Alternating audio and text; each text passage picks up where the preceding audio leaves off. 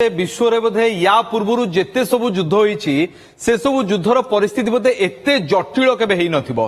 सकाळे जेतले युद्ध नै कि शांति आलोचना नै कि प्रस्ताव दिया जाउची, संध्यारे ट्रम्प को धमक आसुची, रातिरे आक्रमण हेई जाउची आ प्रति आक्रमण स्वरूप ता परदिन आहुरी विकटाळ रूपरे युद्ध परिस्थिति जाइची। आपण जदि गोटिए गोटिए स्थिति उपरे तो नजर पकेबे सुनंदन ताहले आहुरी आपण जानि परिबे जे युद्धर आलोचना एबे केउटी पहुंचीची।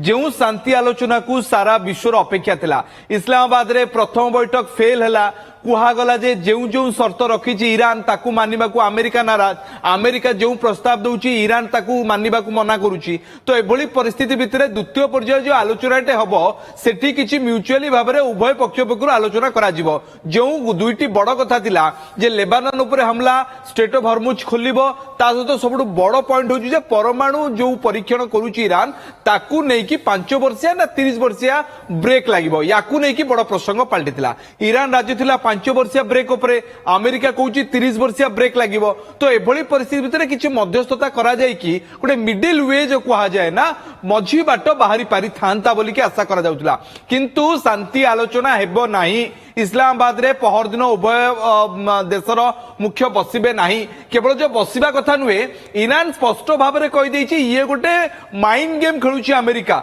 जे सारा विश्व को गोटे पटे रखिकी ईरान रो इमेज को खराब करबा पई गोटे माइंड गेम करा जाउछि एवं चाप प्रयोग करा जाउछि पीस टॉक बहाना रे। तो पीस टॉक हेबार कोनोसी चांसेस नाही। ये होछि प्रथम पॉइंट जाकी ये एक बड़ सदमा मध्य सारा विश्व को बोधे पीस टॉक हेतले कि शांतिमूलक कथा बाहरी पारतंदा।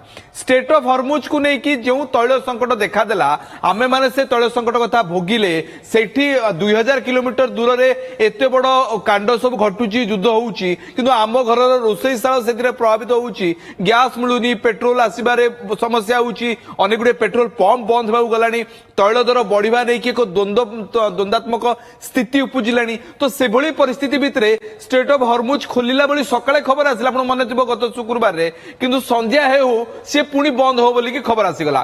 तो ये आहुरी जटिल कर देइछि। शनिवार, रविवार, सोमवार आज एक बेस गुरुत्वपूर्ण दिन, कारण ये दिन निष्पत्ति करिपारे जे ट्रम्प कर निर्देश कौन रहुछि। कारण एबे राति जी सकाळे जते अमेरिका रे हबो ट्रम्प कर नौबाहिनी कौन करुछि, कारण गत काली ट्रम्प सेना पक्षर एक बड़ हमला ईरान उपर करा जायतिला। ईरान रो जहाज गुडी को बंद करा जायछि, स्टेट ऑफ हॉर्मुज को ईरान बंद करछि, एपटे यूएस आर्मी मध्य याकू नै कि हमला करुछि। तो ये एक बड़ समस्या सृष्टि करिछि। पुणी थरे युद्ध नै कि जो आशंका थिला सेही युद्ध आशंका पुणी थरे तेजी जायछि, कारण उभय पक्षर जते हमला हुए ना ये आहुरी एक्साजरेटर करि पारे, आउ टिके बड़ करि पारे युद्ध को। तो एभली परिस्थिति भितरे जो भली घमाघट स्थिति देखा जायतिला ए सब भितरे इजराइल रो अभिमुख्य कौन रहबो, कारण अमेरिका युद्धर प्रस्ताव युद्ध को नहीं कि पुणी थे मैदान को ओह्लैबा परिस्थिति आसी गलानी, ईरान भी जवाब दे सारानी। इजराइल जदि एभली परिस्थिति रे लेबानन उपर हमला करे ताहले स्थिति आहुरी बिगड़िबो, कारण अस्त्र विरति केही भी मानिबा को प्रस्तुत नाहांती। गोटे दी दिन अछि ताको ब्रेक लागिबा पई, ता पूर्वरु हॉर्मुज उपर आक्रमण हेलानी। चतुर्थ सुनंदन सबुठ बड़ कथा हला जो क्रूड ऑयल को नहीं कि सारा विश्वर नजर थिला, क्रूड ऑयल दर $90 रु तळकू खसिबो कि, जदि खसी थांदा यूरोप मार्केट एवं अमेरिका मार्केट रे यार प्रभाव सीधा सह पड़ी थांदा। किंतु एभली परिस्थिति भितरे आज खबर आसुची 6 रु 8% हाइक हेची प्राइस क्रूड ऑयल रो। तो पाखापाखि $98 को बैरेल प्रति गलानी क्रूड ऑयल। तो एभली परिस्थिति भितरे जदि $100 राति सुधा छुई जाए तो ये आहुरी स्थिति को जटिल करि पारे। क्रूड ऑयल जदि सप्लाई कमी जाए हॉर्मुज देकी तो ये व्यवस्था को आहुरी अधिक जटिल कर दे पारे।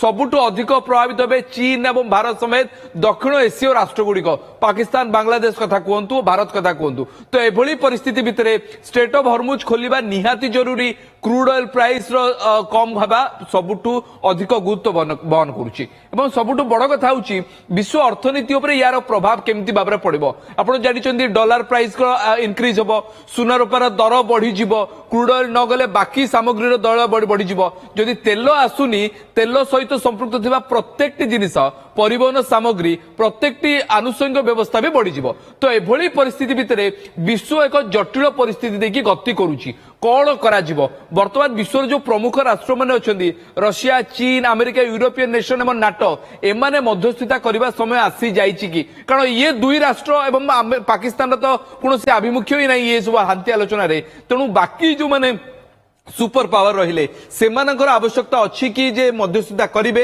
एवं युद्धर परिसमाप्ति पई किछि बाट बाहर करा जिवो कि सुनंदन ये सबुठ बड़ प्रश्न एवं प्रसंग पलटिछि कौन होछि देखिबा कथा कारण घड़ी के घोड़ा छुटुछि जोगता प्रसन्नजित कहउथले एई आमे आपन को खबर दउछु खबर सरो सरो खबर बदल भी जाउछि तो परिस्थिति किछि एंती डोनाल्ड ट्रम्प कर मानसिकतार कथा तो आपन को न कहले ही भलो कारण आपन माने या भितरे से व्यक्ति को भल भाव चिन्हवा भी आरंभ करदेवे बहुत बहुत धन्यवाद प्रसन्नजित तमाम विस्तृत भाव आलोचना बहुत धन्यवाद सहयोगी प्रसन्नजित आम सहित स्टूडियो थे तमाम दिग कौन हो पारे से बाबद आपको कहते Exchange your old AC and take home a new power saving AC.